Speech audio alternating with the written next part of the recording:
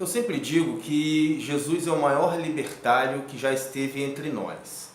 E eu acredito nisso porque, em primeiro lugar, a mensagem dele, de fato, se posta em prática, leva o indivíduo a empreender uma libertação interna muito grande em relação às questões ou às demandas do mundo ao nosso redor. Segundo, porque ele disse que veio aqui para isso mesmo, né? Para estabelecer meios para que as pessoas pudessem se libertar das suas prisões. Eu queria ler um texto aqui em que ele diz isso, e que por dizer isso se tornou um cara muito odiado e perseguido. E aí eu queria fazer uma analogia com os nossos tempos atuais. Ele diz o seguinte, lá em Lucas, no capítulo 4, quando foi dado a Jesus um livro para ele poder ler, o livro de Isaías, do profeta Isaías, estava fazendo ali uma profecia sobre o Filho de Deus que viria no futuro e tudo mais, e que viria com essa mesma intenção. E aí Jesus lê esse texto e diz, esse aí de quem Isaías está falando sou eu vim com esse objetivo, e o objetivo ele abriu o livro e leu, o Espírito do Senhor está sobre mim, porque ele me ungiu para anunciar boas novas aos pobres, enviou-me para proclamar liberdade aos cativos, dar vista aos cegos, para libertar os oprimidos e anunciar o ano aceitável do Senhor. Bom, como eu havia dito, o fato dele dizer isso e dizer que ele é aquele que veio cumprir essa palavra gerou uma indignação muito grande entre as autoridades religiosas que buscaram expulsar Jesus ali daquela região, que era a região onde ele tinha nascido, região de Nazaré. E aí ele acaba saindo dali e indo para outras regiões ali da Judéia. Eu acho muito importante esse texto justamente porque ele diz o que ele veio fazer. Ele veio libertar os cativos, dar vista aos cegos, libertar os oprimidos. Então, se ele veio fazer isso, ele estava dizendo, em outras palavras, que as pessoas estão oprimidas, que as pessoas estão presas, que as pessoas estão cegas. E ele veio oferecer para essas pessoas a visão, a libertação, a liberdade da opressão. E é óbvio que isso vai gerar nas autoridades e nas instituições, nos representantes das instituições, uma indignação muito grande, porque eles estão aqui para realizar o oposto, para oprimir, para cegar, para aprisionar, obviamente. E é muito interessante a análise que Jesus faz e a análise histórica que a gente pode fazer também em relação às instituições, quando a gente para avaliar qual era o papel que o Templo de Jerusalém tinha entre os judeus, qual era a importância do Templo de Jerusalém entre os judeus. E eu estou com um livro aqui muito interessante, do Reza Aslan, que é sobre a vida de Jesus, esse livro aqui, chamado Zelota, e é um livro que busca falar sobre a história de Jesus, o Jesus histórico, ignorando se ele é filho de Deus, se não é filho de Deus, se existe uma espiritualidade aí ou não. Ele apenas faz uma análise de Jesus como uma figura histórica. E tem algumas análises históricas aqui muito interessantes sobre o século e o momento histórico em que Jesus viveu. Uma delas é sobre o templo. Existia no templo uma parte muito importante que só o sumo sacerdote podia entrar, o sacerdote no mais alto posto hierárquico entre os judeus, justamente para ser visto ali como o mediador entre o céu e a terra, entre Deus e os homens, para reforçar ainda mais essa ideia de que qualquer um que quisesse chegar a Deus precisava pagar o pedágio para as autoridades religiosas.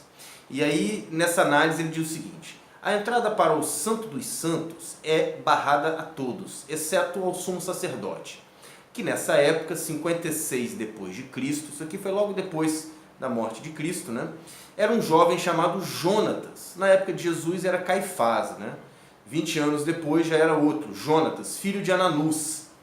Como a maioria de seus antecessores recentes, Jonatas comprou o cargo diretamente de Roma, e sem dúvida por um preço elevado.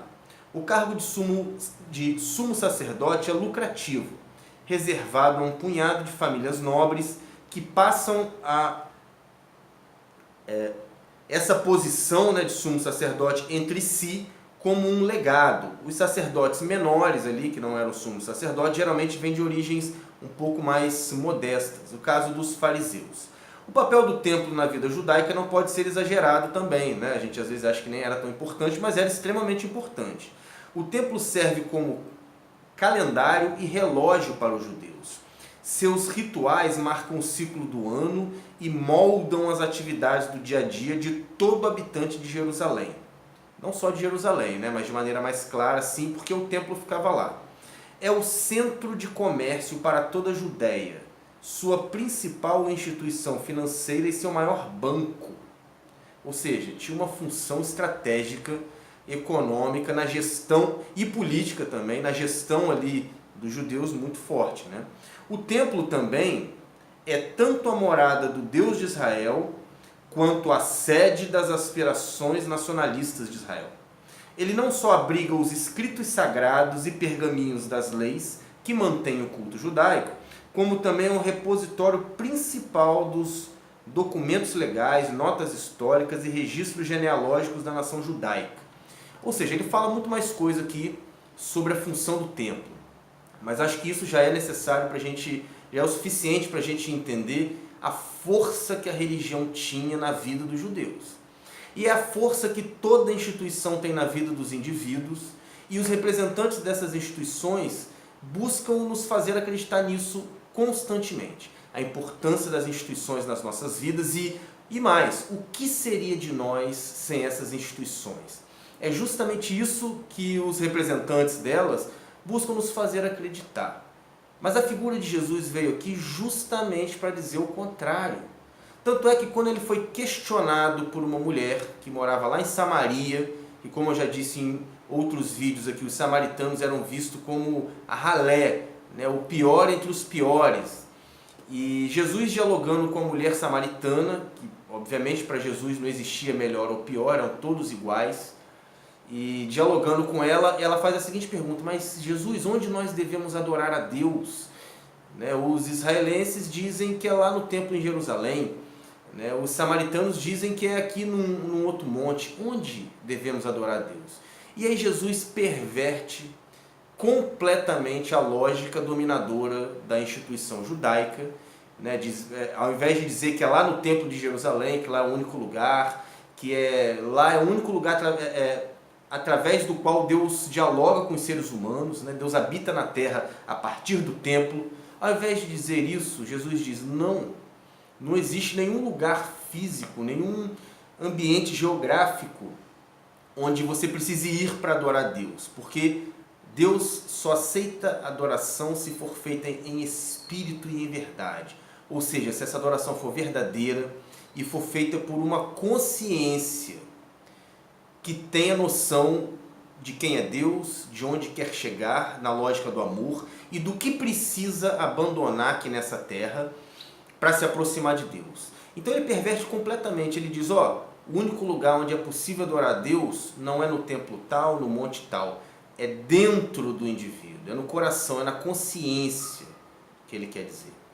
Então, para mim, Jesus é o maior libertador que já esteve sobre a terra, justamente porque ele vem desconstruir e desmontar o discurso de autoridade das instituições e dos indivíduos em posição hierárquica mais alta e propor uma libertação total e restrita. O único mediador entre Deus e os homens é a própria figura cósmica de Jesus, e que a gente alcança esse contato com Deus através daquilo que ele pregou, que é o amor, e não tem outro caminho, é só o amor. Não adianta obedecer ritual, não adianta obedecer datas específicas, não adianta fazer nada. O único jeito de chegar até Deus é amando, e não é amando a Deus a quem a gente não vê, é amando aquele que está mais próximo de nós, é ajudando a suprir suas necessidades, é sendo irmão, é olhando para o outro como um igual. Se esse vídeo te ajudou em alguma coisa, eu peço que você se inscreva no canal, acione o sino para receber as notificações. Se você acha que esse vídeo pode ajudar alguém a fazer reflexões, mande esse vídeo para essa pessoa. E daqui a pouco eu volto com outras sementes de reflexão.